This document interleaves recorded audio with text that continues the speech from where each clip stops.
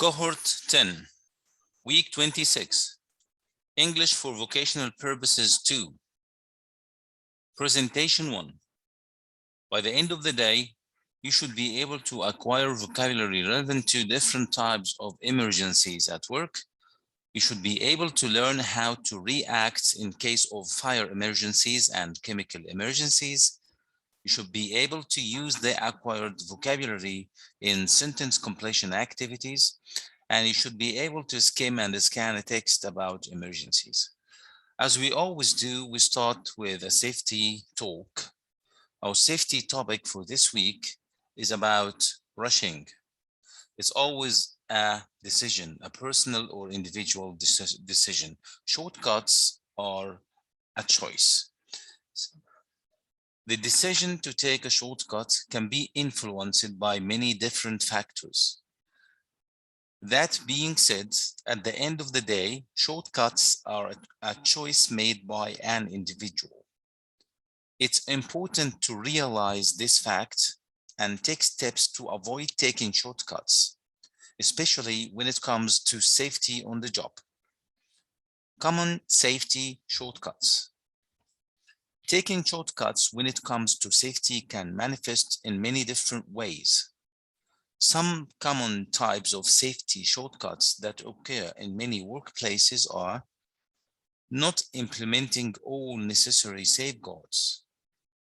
Almost every work task has several safeguards that are to be implemented prior to work beginning. Each safeguard that is implemented is one or more way to protect yourself and others from injury. Not wearing the necessary PPE. PPE is the last line of defense for workers. You never know when you may need it. Rushing during tasks or not taking the necessary time to do certain tasks. Many things can be missed when rushing during a work task. This can lead to incidents occurring. So remember that, as they always say, late is much better than never. Take your time, especially when it comes to safety. You can never rush. The first part of our lesson today is vocabulary. This is Unit 6. Unit 6 is about emergencies. And we have to start with defining emergency. What is an emergency? So we'll define it in a different way, true or false. I will ask you or tell you some sentences and you tell me, is it true about emergency or no? An emergency is something that happens every day. Yes or no? True or false? Oh, yes, this is false. Emergencies are things that happen suddenly. Yes. Emergency, it means an action that happens suddenly. An emergency is something that is safe. Of course, no. An emergency is something that is dangerous or serious. So an action which happens suddenly and is dangerous or serious, this is an emergency. In this unit, you're going to be introduced to 3 types of emergencies at work. The first type is represented by this picture. The second one is represented by this picture. And the third one is represented by this picture. What do you think is the first type here? You can see fire. Yes, this is called fire emergency. Okay, the second picture, as you see, there is someone here who is maybe fainted or something, and there are 2 medics taking care of him. So this is a medical emergency. Very good, excellent. The third type of emergency is here. As you see, he is covered by something and they are cleaning his suit. Okay, he is covered with what? What do you think? Yeah, maybe chemicals. Very good, chemicals. So this is a chemical emergency, which results from chemicals, a chemical emergency. Okay, let's move on. We will start with fire emergencies first. What are the causes of fire emergencies? As you can see in the picture, this one plus this one. What's this? Okay, temperature. Some people say temperature, very good. Okay, we need a word starting with H. Hot weather, maybe. Okay, let's see the other ones here. There are two words, in fact. One of them starts with flam, and the other one is matter.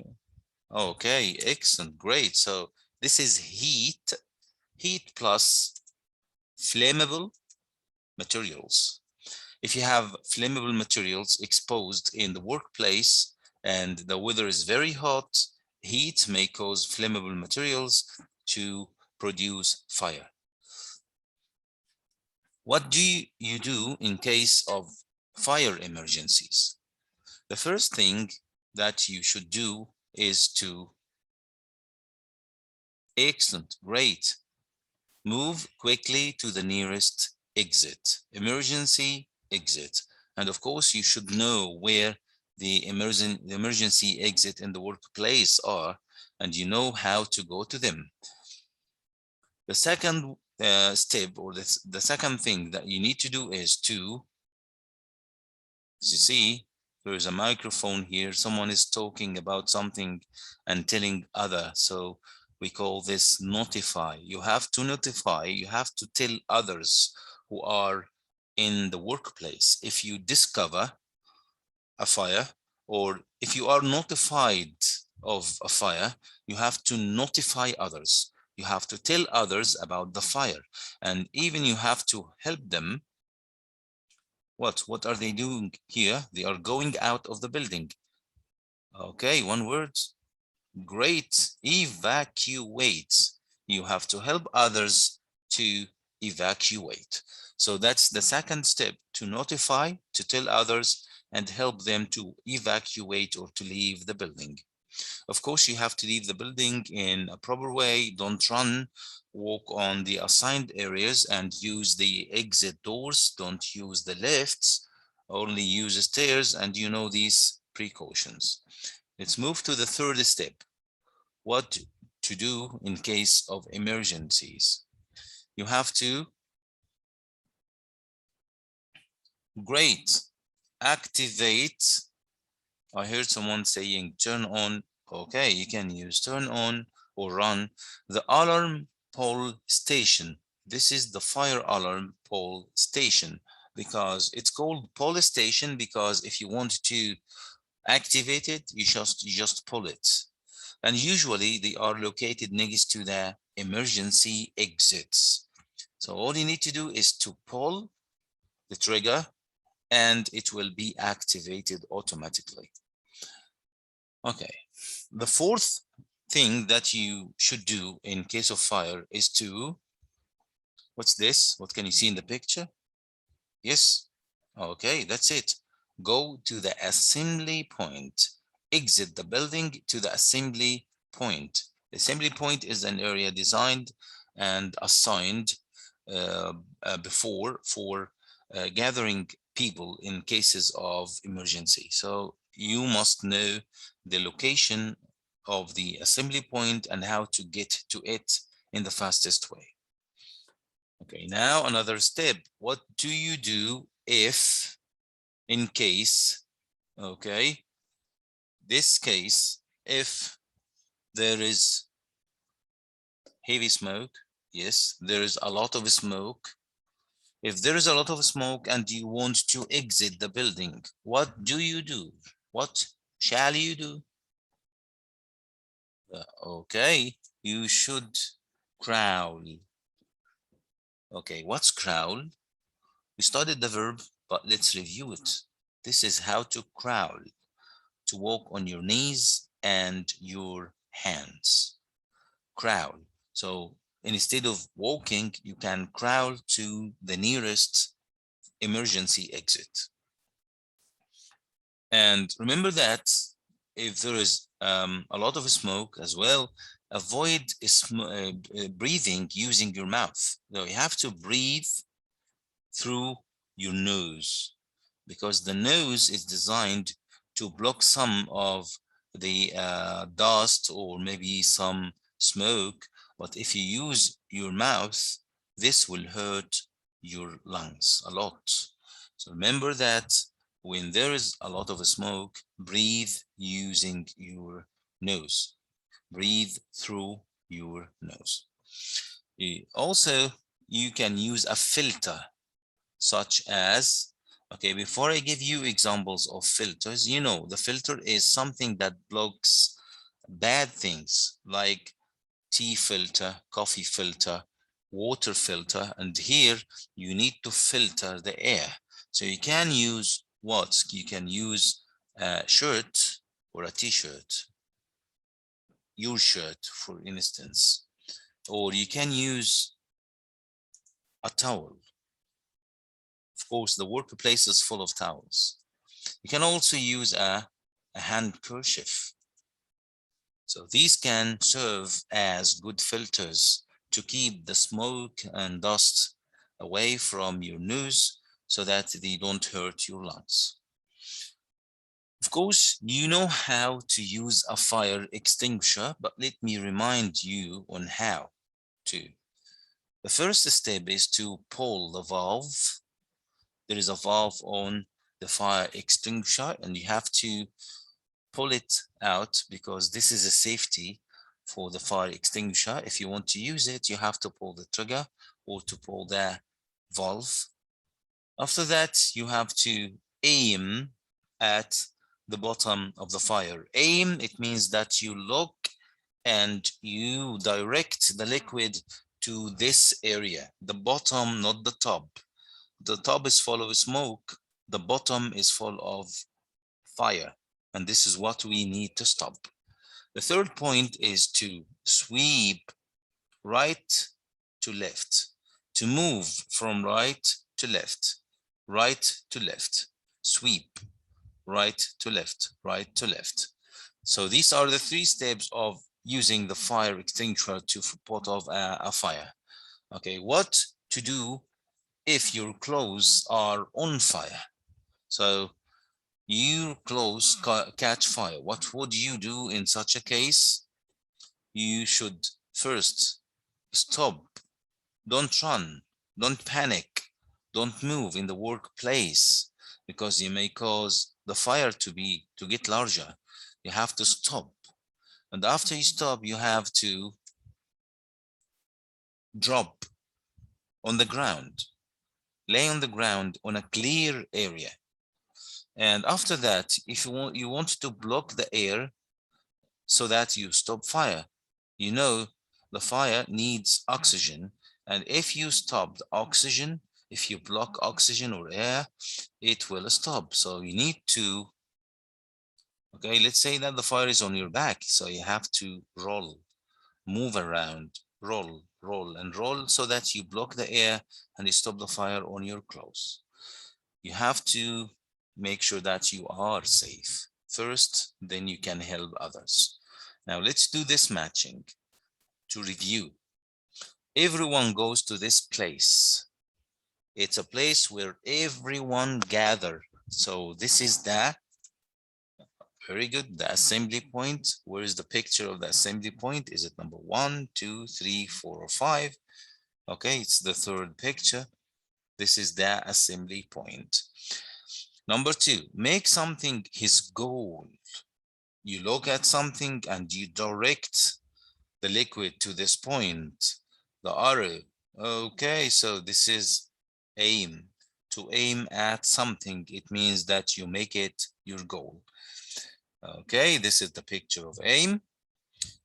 3, we use it to put out fire. To put out fire, we use that fire extinguisher. All right, and this is the picture of the fire extinguisher. Number 5, in emergency, everyone goes out of the building. When everyone goes to the building, out of the building, this is called Okay, sorry, we're doing number 4. We use it to get clean air. So this is a filter, as you see. And number 5 is in emergency, everyone goes out of the building. This is evacuate. Evacuate, and here is the picture to leave the place quickly. Now we will move to chemical hazards. Chemical hazards are different from fire hazards or fire emergencies because they are caused by liquids or chemicals. Okay, these are chemicals and they may cause death. As you see, he is drinking something which is flammable, or bad, or poisonous. So what do you think? Is it okay to be exposed to chemicals? It is when you breathe or in or touch, sorry, chemicals. This is called exposure to chemicals. By touching, drinking, or by breathing in chemicals. Of course, this will hurt what? Okay, stomach, maybe the whole body. Yeah, that's great. It may even cause death, as you see. So we have to take care of chemical hazards or chemical emergencies. As you see, we have 3 pictures here. Chemical hazards can harm your, okay, what's the first picture? Skin. Okay, very good. They may cause burns. Lungs, they may damage the lungs. But also eyes. If your eyes are exposed to some chemicals, whether they are liquids or fumes, or they are, of course, they will be damaged. They are in danger of being damaged or a, irritated or something like that. So I have to take care of chemicals and keep away from chemical hazards. Chemical injuries can be what? They can be very dangerous. As you see, they are very acute. The word acute means very strong and may cause death. As you see, maybe he lost his eyesight here because of some chemicals. And also, they may be chronic, like burns. Burns take very long time to heal, and they usually leave a scar, they leave a sign on the skin. So these are called chronic. So injuries that take long time are called chronic. Injuries that happen quickly, suddenly, and are very strong are called acute injuries. Okay, again, matching to review. We breathe using this. It helps us get clean oxygen and protect our eyes and lungs. What is it? Is it skin, chronic, respirator? Okay, that's respirator. Thank you so much for telling me the answer. So it's a respirator. Where's the picture of the respirator? 1, 2, 3, 4, 5. It's number 3.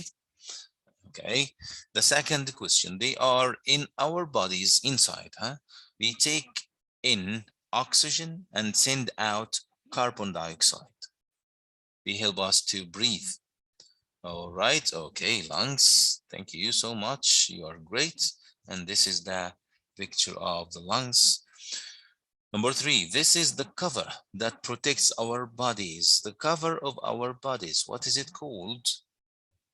We protect it with gloves, and sometimes we use creams to protect it also. Yeah, that's it, skin. And the picture of the skin is near the or next to the word. Okay, number 4, this is so dangerous, risky, huh? You don't need to think. Dangerous, risky, happens at once, quickly, suddenly. This is acute injury, quick. It has a later effect. It takes time. Yeah, that's chronic. Great. A chronic injury is an injury that takes time. Okay, thank you so much. I hope that you have enjoyed the lesson and try to think about items of vocabulary that you have learned because you will need to use them later. Thank you and see you in another recording.